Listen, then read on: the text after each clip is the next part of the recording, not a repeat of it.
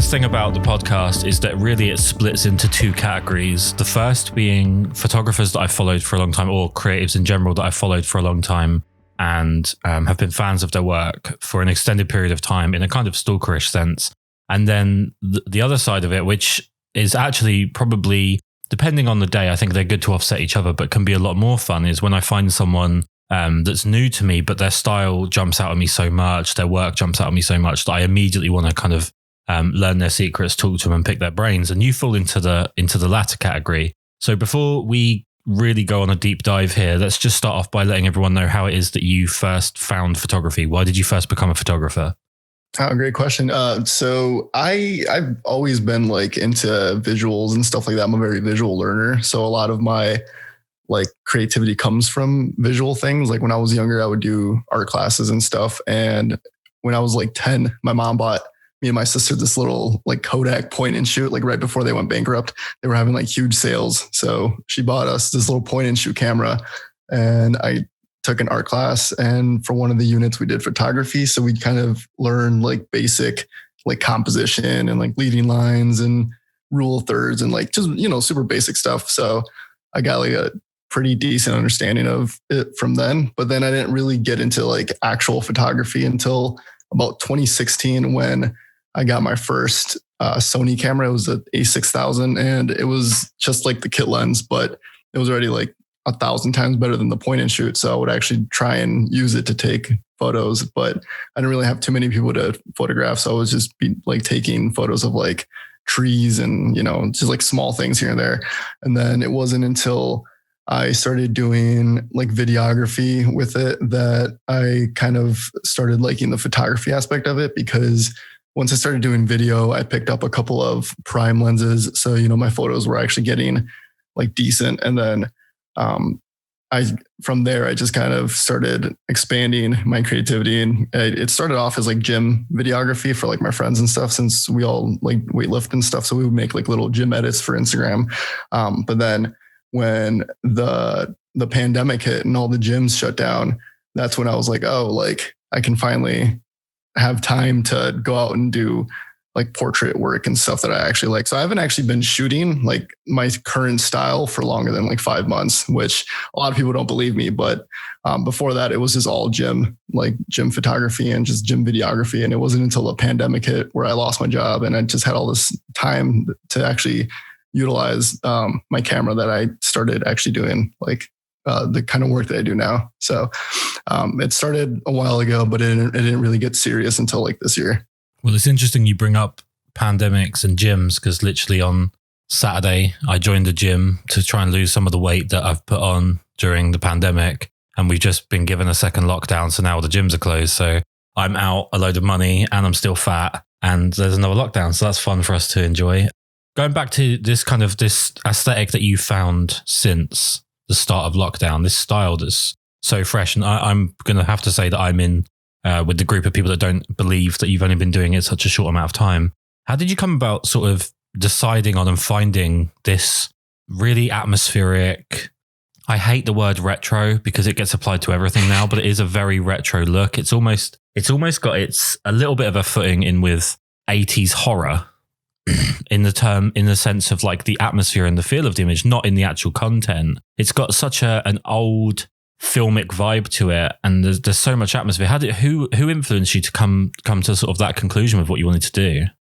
Yeah, so the reason that I like my photography looks the way that it does is because when I started doing it like 5 months ago, I would do it in the corner of my room, and I didn't have like any backdrops or anything, so I didn't want to show my room in the photo, so I would make it as dark as possible, so that like the room itself wasn't really visible, and it would be just the corner of my room, and my lights would be off, and I would have like 1 or 2 lights on, just enough to actually light up the model, which was my girlfriend, because she was the one that would come over all the time. So it wasn't really that I was like trying to go for it. It was more so that I didn't really have anywhere to shoot. So I was trying to create these like cool looking photos without actually incorporating like my room and stuff, because my room just didn't look like photogenic whatsoever. So I would just clean out this little corner of my room, and then I would have like 1 or 2 lights going. And I really like the way that like, smoke looks in photos because you can actually see the light rays. And I feel like when you have that, it adds that like atmospheric look to it. So at the time I didn't actually have a smoke machine. So I grabbed my old vape pen and I would just sit there and puff on it for like 10 minutes, filling up the room with smoke. And my girlfriend would like be coughing and I would be coughing, but it would go on until we had like a good haze going. And then I would set up my lights. And then with my lights, I was able to actually like morph the photo a little bit. And since there was like really nothing in the photo except for her, I think the light played a really big role in it. And once I started buying equipment and like actually got backdrops and stuff, I still kept the same look because I just kind of like really liked it and I knew how to do it. So, the whole look kind of formed from using what I had available at the time, not really anything else. And I mean, I ended up liking it. So that was like a win-win for me. Like I didn't need a ton of equipment and I liked it. So it was fun to shoot. But I mean, if it looks good, it looks good. So that's kind of how it came about. Yeah. There's a few photographers that could learn from, if it looks good, then it's good, rather than always kind of working on the basis of trying to appease people that don't like something that they've done, just work on what they actually do like the look of. And also, I didn't realize I was talking to a human smoke machine. So this is a first for the podcast in 119 episodes. We probably need to say that that's not something that we would maybe suggest that people try, but innovation is a great thing. Yeah, definitely. I mean, you mentioned obviously starting off photographing your girlfriend, and since then you've worked with other models. What are you looking for in terms of a subject? Yeah. So I started off with my girlfriend because that was the only person that like was available. And when the pandemic hit, I was really limiting who I would see, and we would just, be together all the time. So I was like, oh, it's safe to be around her. But now that I moved out of Wisconsin and moved to California during the pandemic, since, I lost my job, I was like, well, I don't have anything tying me down here. And when I got to California, I started meeting a bunch of people, and they were all, into the arts and stuff. So that's how I started shooting with different people. But what I really look for in like a model is I look for people that aren't models, because I feel like when you shoot with a model, it almost puts this pressure on you. Like, oh, they're super serious about it, so now I have to be super serious about it. And I feel like that's not really my style. Like when I shoot with the model, I just kind of, we have music going in the background. We're joking around. We're not really taking it super serious. And I feel like that creates the most genuine looking photos. But when you work like with actual models, you have to have like a makeup artist, and you have to have perfect lighting, and you have to do all these things like retouching and stuff. And that's just not really like my vibe. So I look for people that are comfortable enough to actually do poses and look good in them. Cause sometimes people pose and they just look awkward because they're not used to doing it. So I look for people that are comfortable doing poses, and people that are like going to take it serious enough that we can get good photos, but not too serious where it becomes kind of a pressure on you. And then it kind of gets you out of the element, and you don't end up making as good of work as you could if people were just a little more relaxed and enjoying the moment rather than trying to do it just for the sole purpose of making photos. I mean, when it comes to working with people that aren't used to being in front of a camera as much, sort of like you're kind of alluding to, there's a lot of, what's the best way to put this? You do more lifting as a photographer. So where there's less pressure in terms of the outcome, there's actually, to an extent, a little bit more work for you to do in the way that not only you see what's going on, but the way you communicate how to improve it. In terms of like directorial style, it's something I find fascinating, especially with Americans, because in England, we tend to be either painfully complimentary, which I find incredibly gross from my own personality's point of view, or you're like me and you're just incredibly blunt and you spend most of the shoot just taking the piss out of each other. What's your directorial style?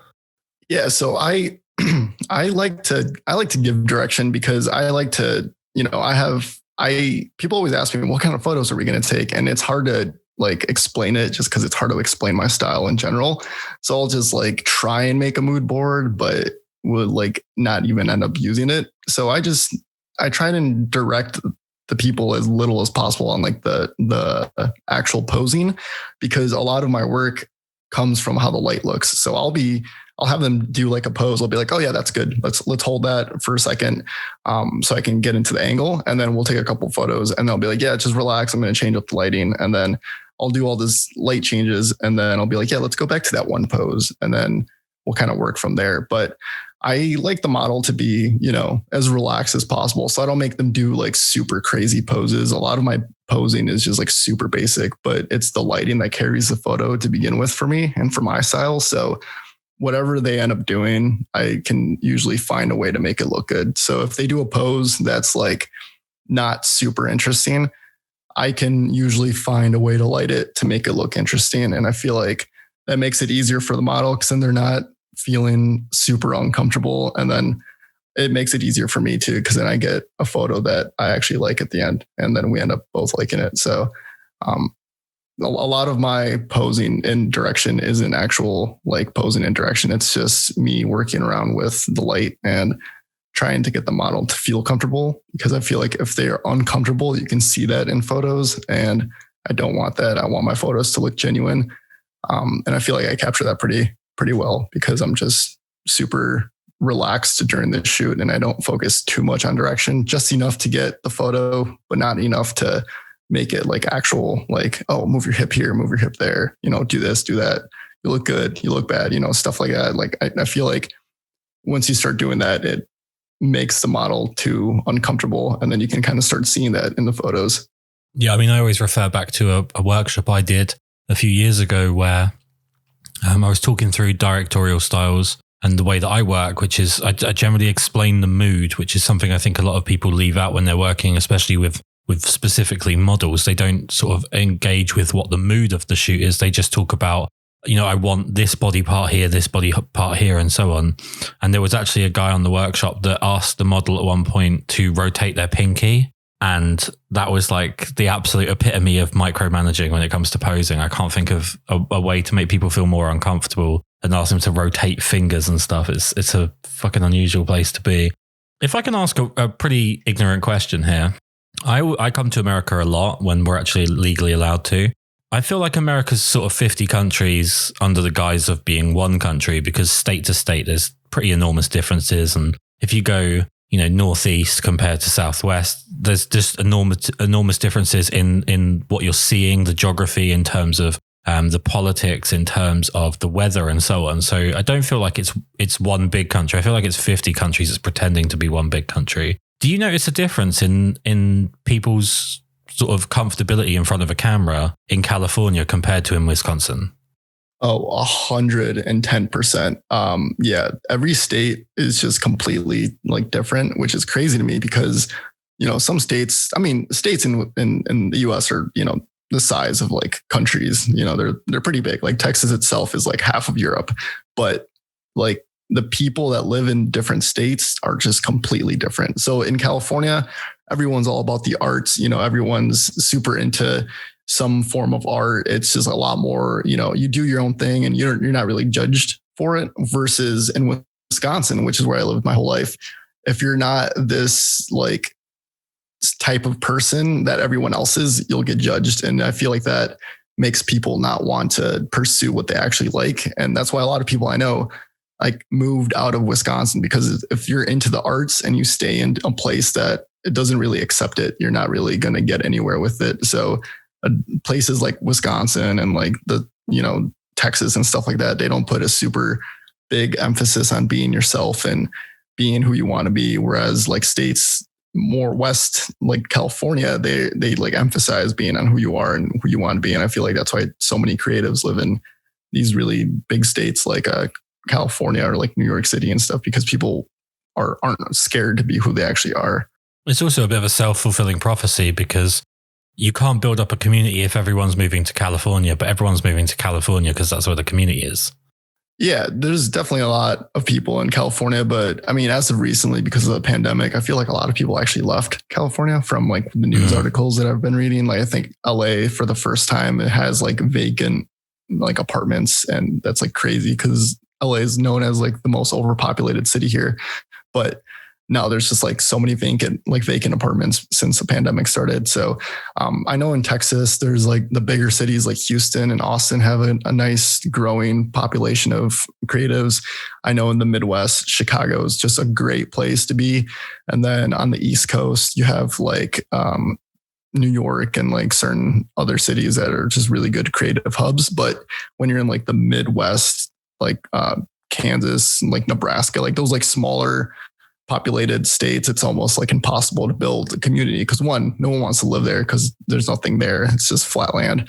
And two, even if you were to live there, the people would probably judge you and that just would ruin your creativity. So I think it depends on where you are that is going to allow you to be yourself or not. But there's more and more cities popping up that have a community being built, which is really cool. And then looking at the work that you're putting out now, one of the things that I do quite often, and I actually did when I found your work, I was, not to make this incredibly creepy, but I was going to bed and I tend to go through my explore page. Yeah, I just don't ask, right? So I go to bed. I generally then do what everyone does, which is they're too tired to be awake. So they go to bed and they sit up for 2 hours just scrolling through Instagram and various other apps. And I tend to go through my explore page and just go on a bit of a hunt for photographers because sometimes your newsfeed can become a bit stale for whatever reason. So I'm doing the usual. I'm going through, I'm scrolling. I find your work actually shared on one of these slightly irritating portrait pages that you follow them because you find one thing you like and then you just get completely bombarded with really shit pictures of girls in clear glasses pretending to drink at Starbucks or something.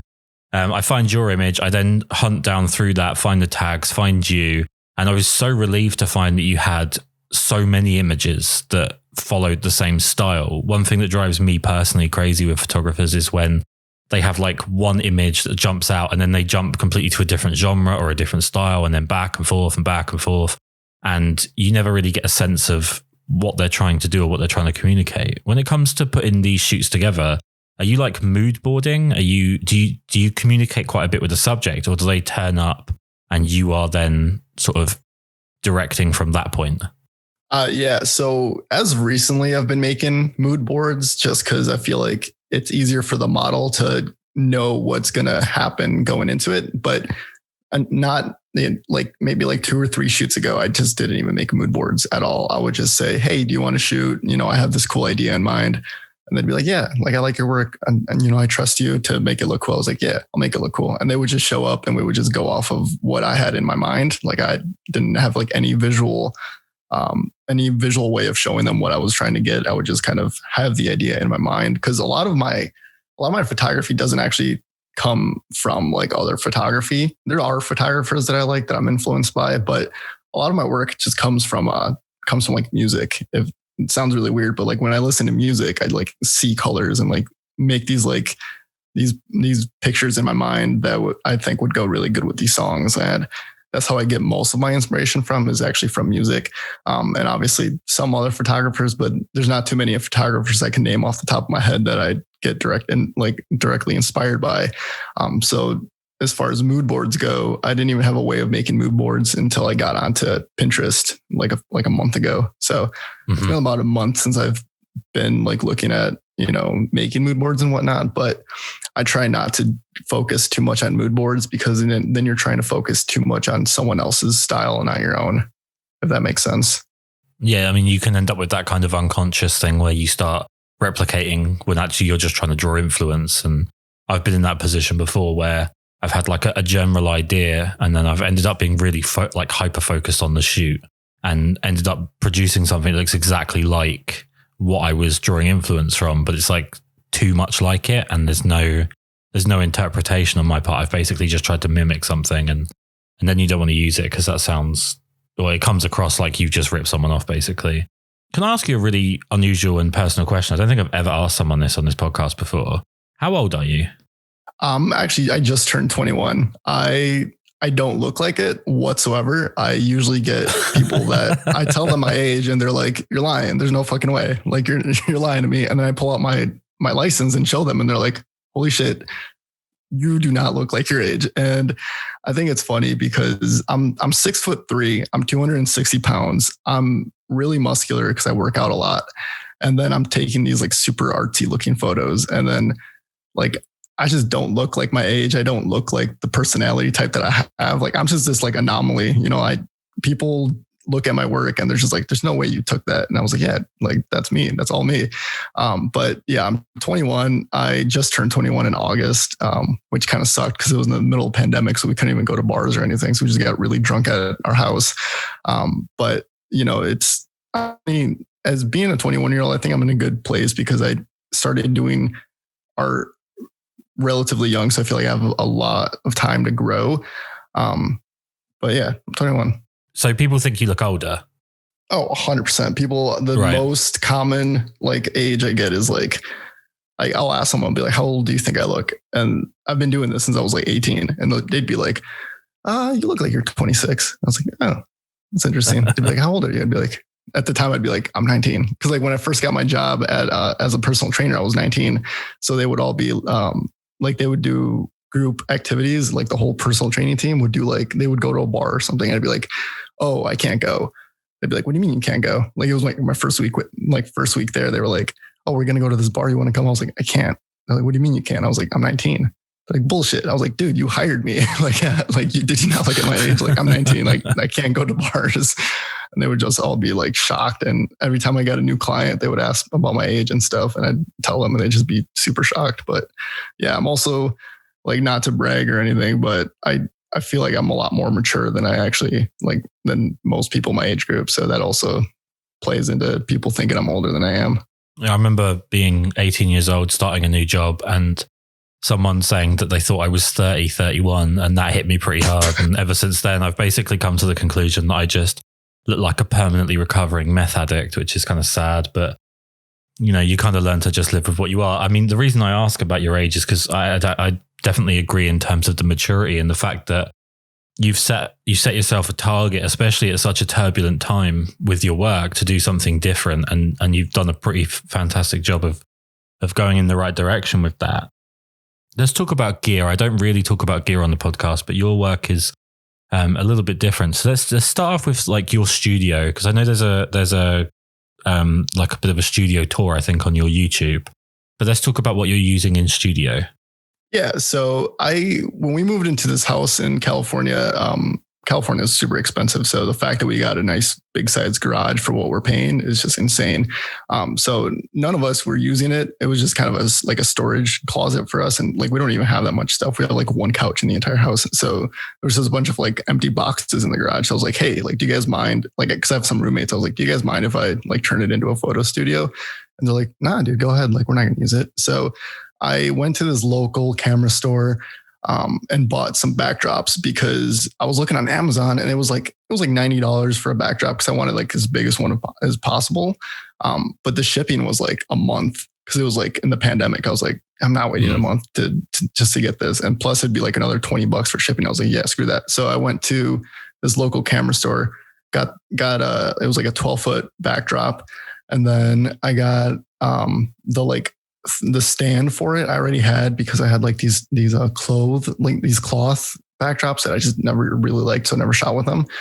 So I just set that up in like a corner of the garage, and that's what I've been using. And then the other like opposite side of the garage, I painted all black, like both walls and then the ceiling I painted black, so that I could have like a blacked out corner. And I think that looks really cool. So that's the two like backdrops that I have in the garage. And then as far as like lighting equipment goes, I have like the cheapest like LED lights you can get on Amazon. And I have like these little janky floodlights that I got from Goodwill one day. And then I have these like little like desk lights that I just connect everything to, and then like attached to like old tripods that my mom got me from like a garage sale a few years ago. So it's like all just very not professional equipment.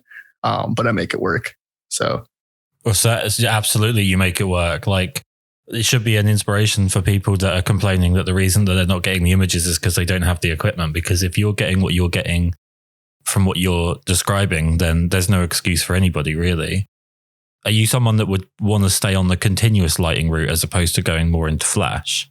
Yeah. So I was actually like recently looking at getting some more powerful lights, because the only downside about using the lights that I do use is they're not super bright. So I can't crank it up that high. So I was looking at possibly getting like a strobe, but I also don't like the way strobes look on, like, they just make everything look too like unrealistic and like too professional. And I said, that's not how I like to light my subjects. So I like to stay with a continuous light. So I'm looking at strobes that could do both.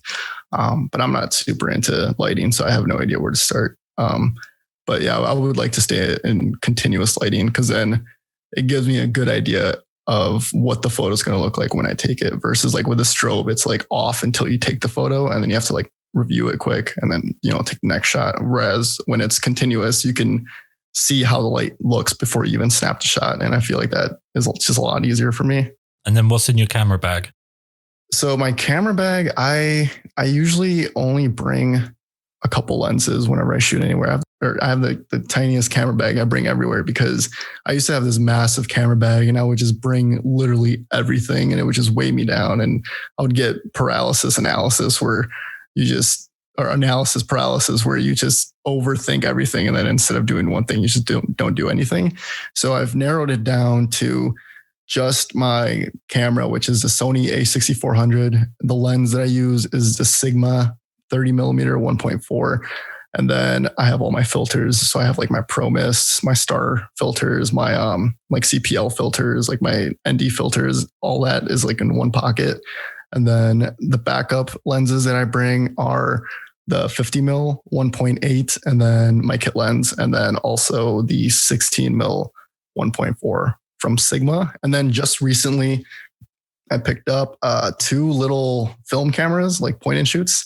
And I have one in my car that I always keep in my car, and then another one that I'll just bring with me to like anywhere I go. So like, even if I'm going to the store, I'll just like throw it in my pocket, just because it's like super small. So yeah, I just carry one camera, like my SD cards, some batteries, spare lenses, and then the little spare film cameras.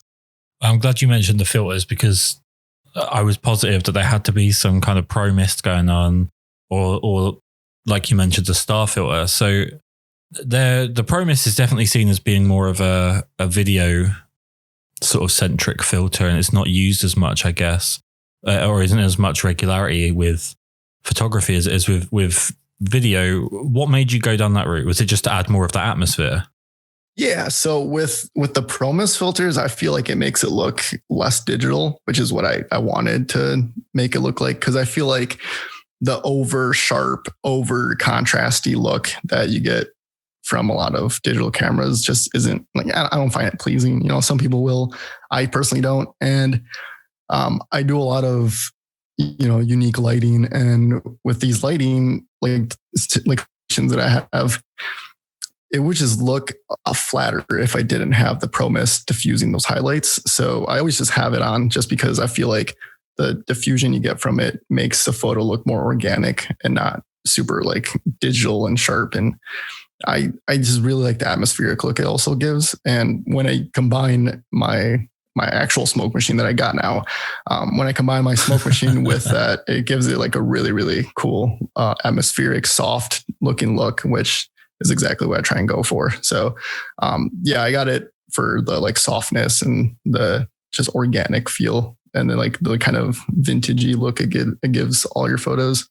I mean, it sounds like, I don't want to say something, obviously, because this is basically what people will be listening to with this podcast is pretty much the depth of the conversation that we've had so far, which is generally how I like to keep it if it's someone new, rather than you have like a really big pre-conversation and then I already know a load of answers, and I'm not going to react the same way. But it sounds to me like, as opposed to what most people do in photography, which is they sort of bemoan the restrictions of the gear that they've got, or they bemoan the restrictions of the opportunities that they've got, you're kind of taking those restrictions exactly the way that people should take them, and you're working within them as hard as you can to get as much as you can from it.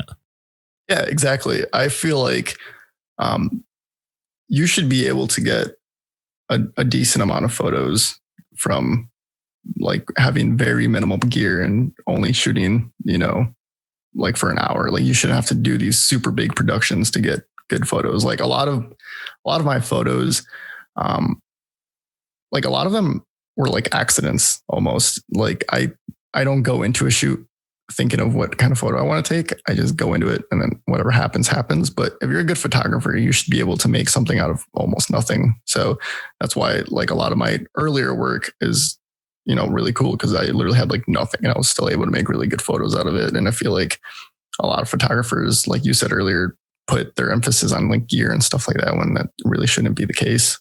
Do you feel like maybe it's a case of creativity being lost with a lot of photographers where they're sort of, I don't know what it's called. You're young. You'll know what I'm talking about. When you buy a video game now, like, is it DLC where you have to pay to unlock like the rest of the video game? Yeah, it's DLC and everyone hates it, or it's like exactly right. Everyone hates it, but people use gear in photography as like DLC, right? Where they think that, okay, so I've got the camera, I've got X amount of lenses. Like with what you're doing, you should be able to do an infinite amount of things with it. But they then are like, I can't progress beyond this point unless I pay for photography DLC, and then I get to open up the next door, and suddenly that's going to reinvigorate everything. And then what always happens inevitably is that they buy that piece of gear, and then it's the next piece of gear that's holding them back. It's kind of the same way that people use followers, subscribers, whatever you want to call it, where they talk about like the next big number, but there's no satisfaction in reaching 500 people if the second you reach it, you're thinking about 1,000 people, and then 2,000 people, and then 5,000 people. Same thing, right? If you're constantly looking at what you don't have, you're not going to be satisfied and you're not going to be particularly creative.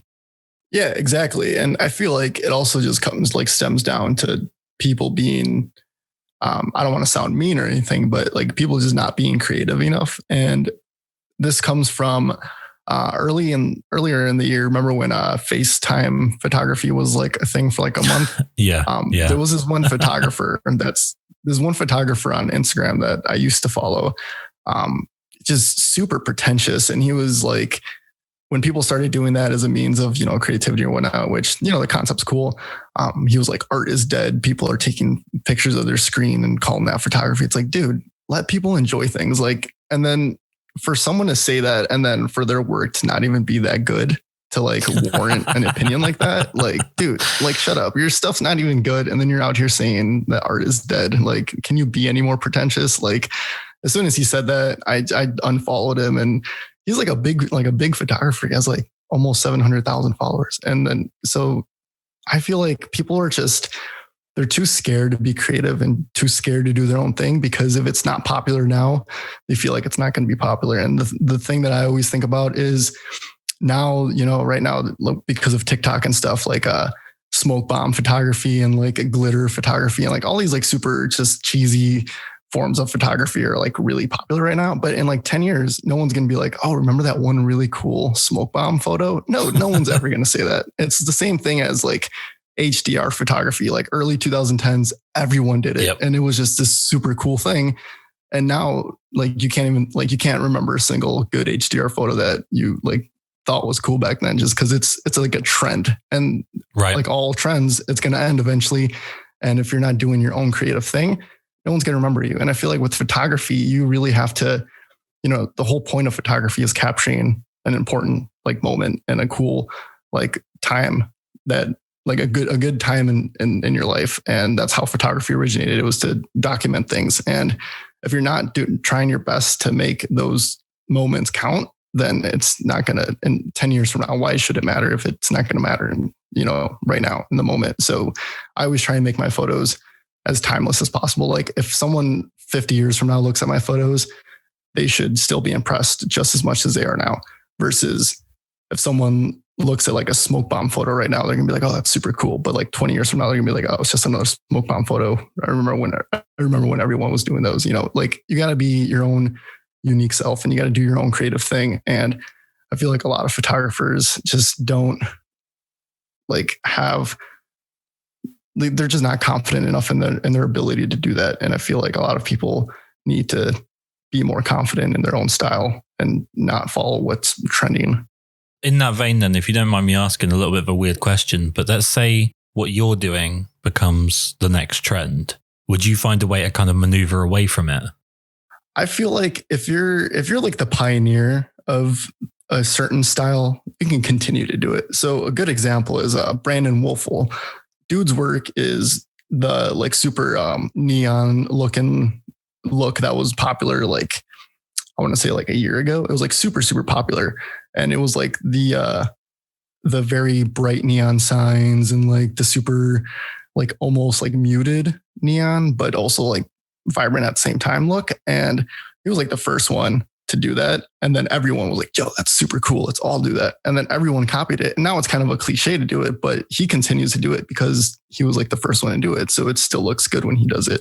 And I feel like that's the same thing with like any other kind of photography, because it's going to get to a point where if your work is really, really good, people are going to like it and people are going to obviously imitate, and imitates like when one person imitates, someone's going to look at them and they're going to imitate, and it's going to like snowball, and then everyone's going to be doing it. And then eventually people are going to be like, oh, that looks so overplayed, and it's going to become a cliche. But if you were like the first person to do that and like the first person to pioneer it, I feel like it's still okay for you to continue doing that. Like you shouldn't have to change your style because everyone else copied you. It should be the opposite. People should just not copy you in the first place and let you do your own style, if that makes sense. No, 100%. Do you think it's the case that like photographers should be more focused just sort of internally? They should just be looking at their own work, and they should be maybe not focusing internally, but just being a little bit less peripheral with their vision and constantly looking at what's, I suppose actually it's not so much about looking at other people's work, but kind of looking at the intrinsic value of that work. So if someone's getting a lot of likes and a lot of follows and so on, there are people, and obviously it's becoming more and more of a bit of a pandemic of itself, where people find something that's popular and they try and do the same thing. I think YouTube's gone through it about 1 million times over. Instagram's going through it about 1 million times over, where people, they see something gets a lot of likes, and even if it's not something that they could even begin to give a shit about, they immediately start attempting to do the same thing, attempting to follow the same path in the hope that it ends up with the same end product, which is all of these likes and subscribers and whatnot, which for some reason I can't figure out quite how it pays the bills, but fair play to them. Do you think it's the case that photographers would do a lot better to just kind of focus on what it is that they're trying to say rather than what's going to get them likes? Yeah, it's exactly that. It's a lot of like these like social media gurus, and you know, I hate those kind of people, but like, you know, those like people that are like, it's not the content, it's the like consistency and stuff like that. Like, no, it's 100% the content. Like you can't put out garbage content and expect to get a ton of likes. And I see it more and more where people are like especially on TikTok, there'll be like videos of someone like how to turn one piece of content into a month's worth of content. It's like, dude, why would you want to do that? Why would you want to break one video into like 30 days worth of content? You're not going to actually be providing anyone any value. Whereas with me, I have a lot of photos on my Instagram because I try and shoot as much as I can. And when I do a shoot, I'll have photos for like 2 weeks, and then I'll do another shoot and then I'll have like another set of photos, but I won't sit there and reuse the exact, 12 photos over and over and over again, just for the sake of uploading. Like I'll try and actually make work that's worth liking and worth sharing, and like try and be unique into my own style and stuff. And I feel like more people have to do that, and they have to stop doing this whole like stretching out one bit of content is literally as far as they can before they can't stretch it out anymore. And I feel like that's why there's just so much of this imitation going on, is because they'll just redo the same thing over and over and over again. And it just gets so tiring. And I just never really see any like photographers on these social media platforms that are unique and that stick out. There's like a few that I actually really, really like, but the majority of them are just how to make your photos do this, and then like how to copy it and stuff like that. And it's just like, I don't know, that doesn't really sit well with me. I think people should make art to make art. And then if people like it, cool. If not, whatever, you're still doing, what you like. If I get 10 likes on a photo, I'm going to like it just as much as if I got 1,000 likes on a photo. And that's the case because when I first started uploading, I would get like 100 likes, which is like nothing compared to what these other photographers get. But I still like the photos from back then just as much as like the photos that I get now, that I get over 1,000 likes. They're the same like tier of quality. It's just less people knew about it back then than they do now. So people just definitely need to make original content and stop trying to focus on the quantity and start focusing more on the quality.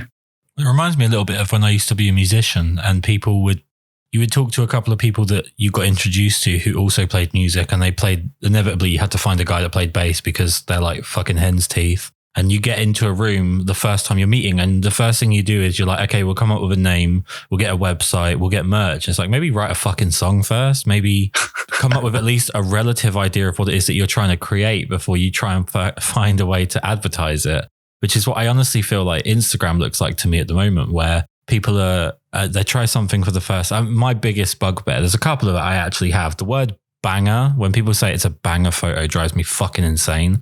When they talk about their own work and they call something a banger, I just feel like maybe because it's, you know, Americans tend to clap for themselves at the Oscars, and that's not really a British thing to do. So maybe it's just a complete miscommunication because of the distance in between. But that one drives me mad. But it's this idea that you try something once and that has to be documented and everyone has to see it, and then you're an expert in how to do it. And I see it on YouTube quite a lot, where people will try a new style and then they're giving tips on how to do that. And it's like, I don't know if I'd want someone who's doing something the first time to tell me how to do it ever. Yeah, I feel that to a personal level, because I'll show people my photography, because they'll ask me like, oh, like, what do you do? I'll be like, oh, I take photos. They'll be like, oh, let me see some of your stuff. And like, I'll just pull my Instagram and be like, yeah, like go ahead and like scroll through it. I won't be like, yeah, this photo is a total banger. It got 7,000 likes. Like you better like it. You know, it's just like, no, that's super douchey and just isn't genuine. And I'll never do that. I'll be like, yeah, like I like this photo. Like if they ask me, what's your favorite photo? I'll be like, oh, here, this one's really good. And then they'll look at it. I'm like, wow, that's really cool. But I won't be like, yeah, this photo is like the best photo ever. Like fucking banger right here. Like that's just, I don't know. I don't like that. I like other people clapping for me. So I'll make content that's worth clapping for. I won't sit there and clap for myself. And then people be like, oh, it's not even that good. You know what I mean? Like my cockiness, which I don't try to be cocky, but my cockiness comes from people telling me that my photos look good, not myself thinking that my photos look good. Because I know my photos look good, but I'm not going to voice that if everyone else thinks that my photos are trash. I'll be like, oh, whatever. But if people are like, well, your stuff's really good, I'll be like, cool, thanks. I'll let them make the opinion. I won't like go into it being like, this photo's awesome, you better like it. You know what I mean? Yeah. I mean, there was what I think went way under the radar and should have been memed to another planet, which was the video that Pete McKinnon did recently, which was he took a James Bond poster and he made a video about how he made it better. And I just think, okay, so the guy that made that, the person, the man or woman that made that initial poster is like working in the industry and has been hired to work on a poster for like the biggest franchise in potentially in movie history, excluding like comic book stuff that has just tons of advertising revenue behind it. And like you think because you can take it into Photoshop and fuck about with it for a bit that you've just done something infinitely better, and you've decided that for yourself. You haven't even like had people come back and be like, do you know what? We're actually going to get this guy to do the James Bond poster because he's made something really good. You're just like, no, I'll make a video and I'll just tell everyone it's better. That should have got memed to another level, but people seem to ignore it because it's him. Let's stick with YouTube for a minute. I watched one of your videos earlier and you did something that I've not really ever been very good at. And that's to do shoots where there's multiple photographers. The reason I struggle with it is because I tend to be quite reserved, surprisingly, when it comes to shooting. I kind of like to take my time with shooting. And when there's 3 photographers, you're kind of limited on your time, or 2 photographers or whatever. You're kind of limited on your time. You don't want to be wasting time perceivably doing nothing when you're actually building a rapport or whatever. How do you find it working with multiple photographers on a shoot? Honestly, it was really cool. It was a really good experience. So the photographer that kind of put everything together, because it wasn't my idea. It was all my now friend. His name is Chris. He's also an amazing film photographer. I love his work. But he like reached out to me. He was like, oh, like I saw that you have a studio. Would you want to do this shoot? I was like, hell yeah. Like I'm trying to network, like, yeah, I'm 100% down. And he's like, yeah, I'll get some models. You can get some models too. And the model that I got couldn't make it because they got COVID. So I was like, oh, damn, like we're only gonna have one model. And he's like, oh, no worries. I'll get another one. I was like, oh. What a typical excuse. I can't make it. I've got the most dangerous illness ever known to man. Bloody models. He put everything together. And then like the day before the shoot, he was like, oh, do you mind if this other photographer comes? And I was like, dude, no, like, I love working with other creatives. So I like to see how they work. And I feel like instead of looking at it as a way of getting less photos, I look at it as a way of seeing how other photographers go about their style and how they, how they do their thing. Because seeing someone else work gives you a new way of doing something. So he uses a Mamiya RB67, which is like this giant clunky camera for those of you who don't know. And he would sit there and like set up a shot for like 10 minutes and then do the light metering, do like the, all the little stuff you have to do with film that you don't have to do with digital. And then he would click the button once and then he'd be like, all right, cool. Like I got the shot. Like you can take some more. I was like, that's it. Like are you sure you don't want any more? He's like, no, I got the shot. I was like, okay, dude, if you got the shot, you got the shot. So then he would let me do my own thing. And then he'd be like, oh, let me step in quick. And I'd be like, all right, yeah, go do your shot. And then same thing. He'd like meter, he'd do, his little routine and whatnot, click one shot and then back to me. And I feel like just seeing him slow down and like how meticulous he was with everything kind of made me want to slow down and be like, am I actually taking good photos or am I just clicking the button because I can? And I feel like if I never would have saw him do it, I would have just continued to just like, spam the shutter and get like 1,000 photos. And then out of those 1,000, only like 10 of them are actually really, really good. Which it always turns out to be the case. You take a lot more than you actually need just in case. And with film, you can't do that because like, especially if you shoot in medium format, that's like $2 a photo. So you're not going to waste an entire roll of just bad photos just because you can, you really want to make sure it's perfect. And then the other photographer that I had, because it was me, him, and then this other photographer named Anne, she came and then the way she was posing everyone was just way different than I was used to. So it was just cool to sit back and like see her like show the models how to pose. And like, she got them into these really cool like positions and it was just like super flashy. It's something that like I never do. So I was like, how do you do that? Like, how are you so like, how do you know what's going to look good? Even when it's like this extreme. And she was like, oh, I used to be a model. Like I know how to pose and stuff like that. So I was getting some pointers on posing from her. And I feel like working with the other two photographers definitely made the photos that I took that day a lot better than what I would have originally like gotten if they didn't come along and actually help out with the shoot and everything. So I feel like shooting with other photographers is it's only going to be beneficial because you're going to learn things from them. And sure, you won't be able to take as many photos because, the time constraints, but at the end of the day, you're going to get a lot more value out of those photos than if it would have just been you and only you, because then you wouldn't have gotten the creative help from the other photographers. So if we take your YouTube channel for a second, there's some really nice BTS in there. Obviously, this video of the 3 photographers shooting, including yourself. Is YouTube something that you kind of want to chase down a little bit more and do a bit more often, maybe when things open up a bit more? Yeah. So I've been doing, I started YouTube during the like pandemic and whatnot, just because I had spare time. Actually, that YouTube channel I had for a long time because I made like a video back when I was like in 8th grade on how to watch movies for free on my PS3. And I got like 500,000 views. So I was like, oh, like I'm monetized. I might as well use this YouTube channel. So I'm using that channel.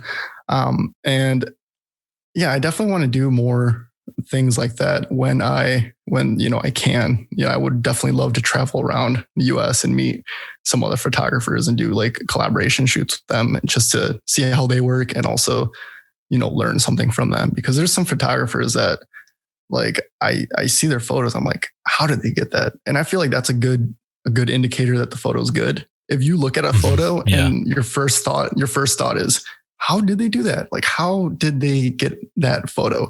That's a good indicator that that photographer knows what they're doing. They know something other people don't, and they're not like, they're unique and they're good at their craft versus like, I can look at a bunch of mainstream photographers and I know exactly what they did to get the photo that they did. But then there's these photographers that don't have a huge following and they just have amazing works of art. And it's just crazy because they're just not getting the recognition that they deserve. But yeah, back to the YouTube thing. Once the ban, which we're probably going to go back into a full lockdown, but once things get a little, safer, I definitely look forward to trying to collaborate on more shoots with people, just so I can, get that behind the scenes that I feel like is a lot more beneficial to people than people think, because you get to kind of see how photographers are in their actual natural like habitat. So I definitely want to do some more behind the scenes and some more collaboration shoots with other photographers. And then obviously with YouTube comes the inevitable question that I ask so many people, which is being seen as an authority on photography something that would interest you? What do you mean by being seen as an authority? So I find a lot of YouTube, an awful lot of YouTube, and actually where I've spent the pandemic shooting film, aside from obviously doing podcasts, the film side of YouTube, the film photography side of YouTube is literally littered with people that speak from a point of authority on how something shouldn't be done, how you will get better at something, how you won't get better at something, almost as if there is a little bit of a hard and fast way that stuff has to be done. And they are going to tell you that, and not always necessarily as negatively as the way that I'm putting it. But there is sort of, there's definitely a case where I feel like a lot of people want to be an authoritative voice in the world of photography. They want to be the person that's kind of dishing out the information, as opposed to one. There's obviously different motivations for why you would give someone information. If me and you were shooting together and you asked me what I was doing with, such and such piece of equipment or whatever, and I explained it, that would be me answering a question. And I find a lot of YouTube. Okay, so do you know the meme about, like, a lot of you have been asking about my beauty routine? Yeah, I know that meme. Where, like, no one's asked, but it's a great way to make it seem like you get a lot of questions and you have a lot of fans. I feel like there's a lot of photography YouTube, probably a lot of everything, but with photography on YouTube, there's a lot of personalities that are saying, a lot of people have been asking about how I do something. And I honestly think, do they ask? Or do you just kind of, are you just positioning yourself as an authority? Is that something that would interest you in any way, is being an authority in any sense? Right. Okay. I get what you're saying now. I don't think so. I feel like I make videos to make videos, like, for entertainment. I don't want to sit there and be like, you can't do this, otherwise it's going to look bad. Like, dude, do whatever you want. There's no rules to photography. There are, but, like, they're not, like, set in stone. I feel like people that do that have they have an inflated self, like, they have an inflated ego, and they just think that their importance is a lot higher than it actually is. And I feel like that's not someone I would want to be.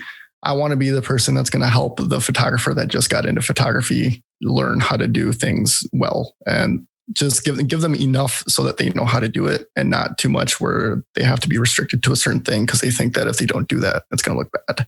It's going to look bad. So the way I like to look at photography is, a good photographer knows all the rules. They know all the techniques. They know how to do things the proper way. And if they choose not to do it, it's because it's for an art. It's to put emphasis on, like, the subject matter that they're shooting. So, like, the rule of thirds, obviously, if you shoot in the rule of thirds, your photo is going to naturally, like, look more, professional. But if you break the rule of thirds and you're doing it on purpose, it's because you have artistic intent on doing it. Versus if you're a bad photographer and you break these rules unintentionally, you're not doing it for the art. You're doing it all those rules to begin with. And that's a good indicator of a good and bad photographer. Is someone who knows the rules and breaks them on purpose is doing it for a purpose. Someone that doesn't do it on purpose, they're just, they're not good. And it's because they don't know the actual rules. So I don't think that dishing out opinions on, photography and what's good and bad is something I would want to do. Obviously I have opinions, but at the end of the day, it's just that, it's an opinion. It's not something that is set in stone. And I don't want to be the guy that's like, oh, you can't do this because it'll look bad, if that makes sense. Yeah, definitely. With regards to your own work, how do you go about sort of chasing down critique or feedback? Do you look generally at what people say about it, or do you have specific people that you go to that you trust to give you, like, a pretty impartial opinion on what you're doing?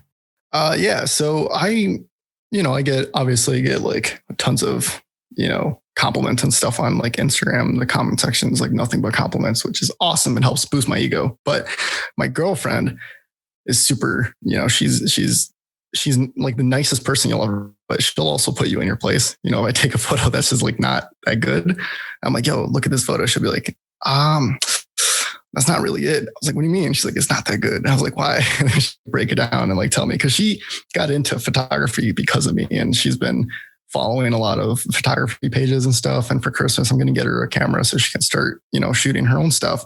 And she's developed a good, so she's a lawyer. So her logical thinking is very, very good. You have to be good at logical thinking when you're a lawyer.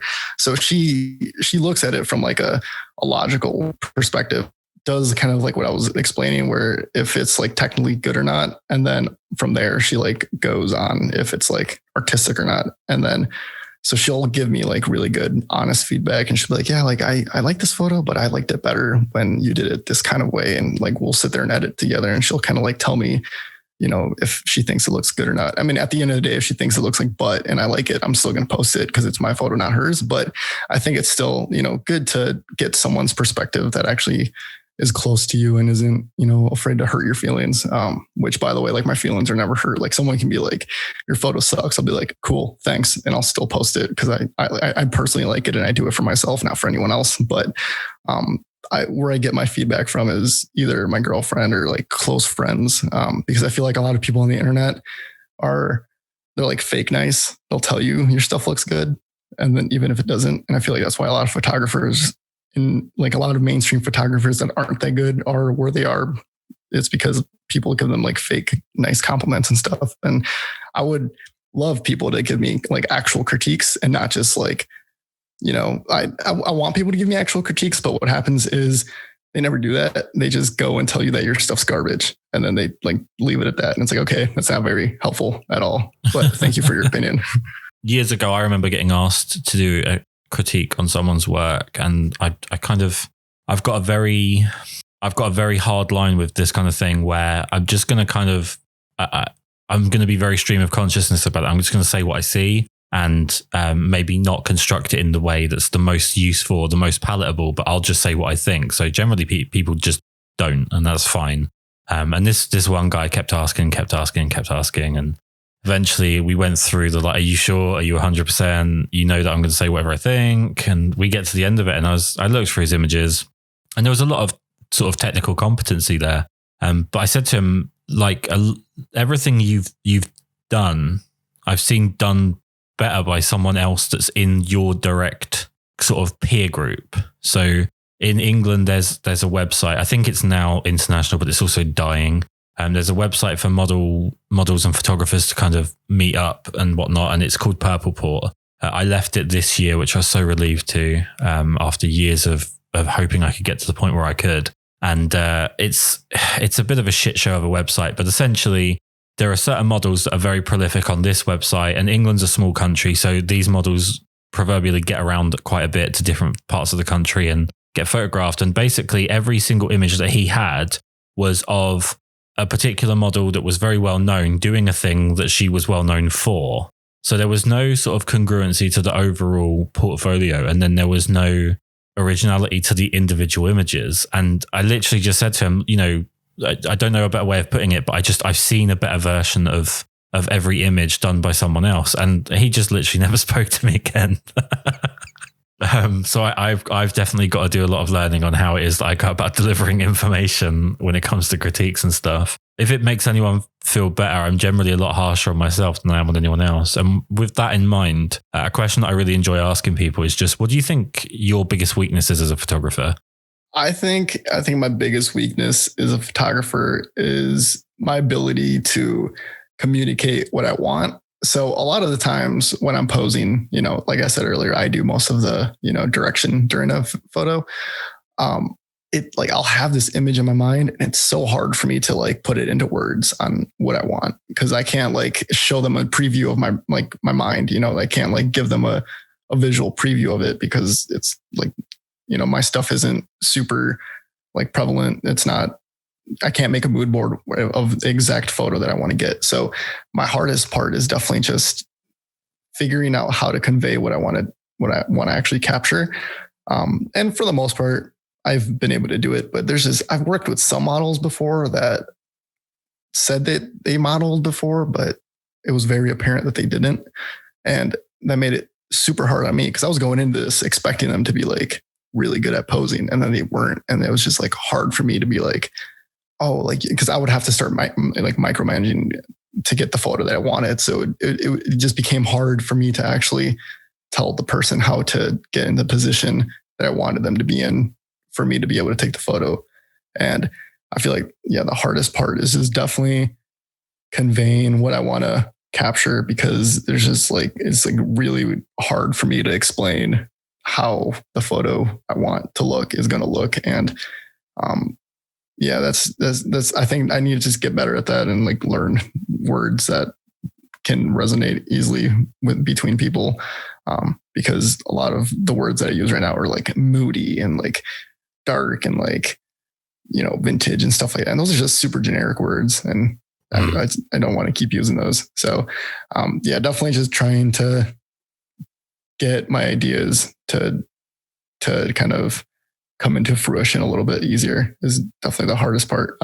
Also, just like shooting in environments that I don't have full control over is definitely something that I need to get better at, which is why I don't shoot outside that much, just because if I can't control the lighting, I feel like my power is a little limited, and then I can't really get the photos that I want. But I mean, other than that, I feel like I have a pretty good understanding of you, for the most part, use whatever's available to get good photos. And obviously the fact that you're shooting continuous light, is there any potential in your mind or any desire to push towards doing video work as well as stills? Yeah, so I definitely want to do video work, and I'm actually thinking about getting back into that for like a more of like a creative way, not just like, fitness stuff like I used to do. Like I want to shoot like a short film and stuff. And now that the Sony A7S III came out, like that's probably the camera I'm going to try and pick up, because it's a dedicated video camera. And I definitely, whenever I think of my photo ideas, I feel like they could go very well in like a movie. I feel like they're very, I hate using the term, but like cinematic looking almost. Like they're just like very, like they look like they could be like a screenshot from a movie or something similar to that, like quality of production. And I want to try and actually shoot like a short film sometime soon, maybe within like the next year, because I feel like when you add movement and sound into the photo, and to make it into a video, it'll add a lot more like emotion, and it'll add a lot more ways you can make it creative, versus with a photo, you're limited to just an image, like a single image, versus with video, you have, you can have multiple people talking, you can have music, you can have the scene changing. It adds a whole different like aspect to it, which I kind of want to play around with. So yeah, I definitely want to try and get into more like filmmaking and stuff eventually. So we reached the point that I've been looking forward to the most. And that's not to say I haven't enjoyed the conversation, but there's a very specific reason that I'm excited about listening to you plug your work. And that's basically because I want to hear how you pronounce your name, because I have a pretty good idea of how it's going to be pronounced, but I'm fascinated to hear how you pronounce it. So this is the part that the whole reason for the podcast is to make more people find your work. And every episode is just about generating more and more interest in work that, generally speaking, I just really enjoy and I find inspiring. So where's the best places for people to find what you do? And for this one particular episode, how do you pronounce your name? So my name is pronounced Oswaldo. So I usually just let people call me Waldo because it's a lot easier. Everyone knows where's Waldo, so it's easier for them to just stick with that. But yeah, my name is Oswaldo Cepeda Delgado. I have two last names. I don't really use that second last name, so it's just Oswaldo Cepeda. I'm super pumped about the fact that I actually had the right idea about how to pronounce, especially Cepeda. So yes, let's talk about your Instagram, your YouTube. Where can people find you? Yeah, definitely.